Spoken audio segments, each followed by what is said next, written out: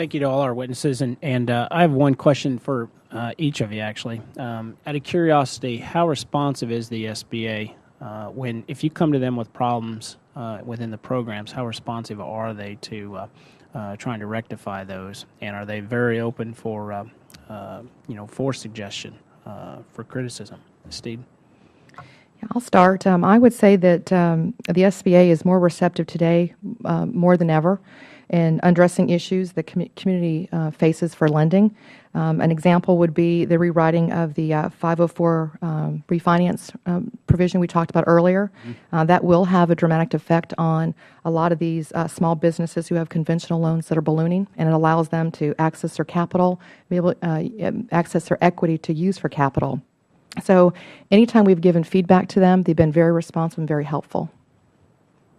Ms. Roberts? I would certainly have to concur. The SBA has been extraordinarily responsive anytime we've gone to them with issues and concerns. It's a large agency. It may not happen as quickly as we would like, but I think they have tried their best to listen and to actually come up with workable solutions. I found them to be very responsive. I think if you talk to some people in our industry that find them to not be responsive, it's because probably something on their end.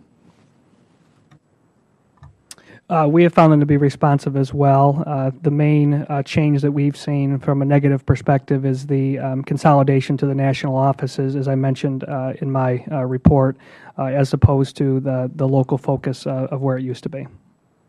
How about when it comes to loans getting approved? And I've had people come to me and talk to me about the fact that particularly if it's a new startup, they've got construction issues in there, and it's delay in getting that loan approved. And as that delay spreads out, then their costs go up, contractor costs go up. Where is that breakdown? Is it SBA approval?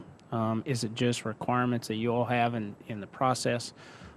Because in some cases it seems to just drag on and drag on and drag on, and then you have to ask for more money or apply for more money in that loan, which creates more problems because the costs are going up. I can speak to that. We would certainly like to see the process quicker. Again, I think it goes back to trying to work with somebody out of one of the national offices who does not understand the local economy. We've seen them be less experienced people over the last couple of years, and we think that slows down the process. Sometimes it can take up to 3 to 4 weeks to get a loan approved, and if we were doing that loan in-house, it would take a couple of days. So we definitely see that as an area for improvement. Ms. Robertson?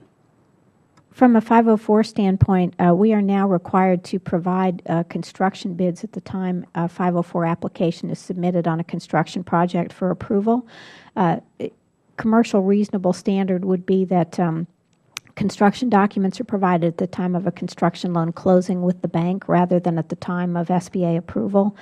So that is certainly delaying the approval process and likely causing borrowers funds, not only delaying their settlement on a property, but also if contractors are charging them fees for those kinds of things, they're having to pay those in advance of having a loan approval.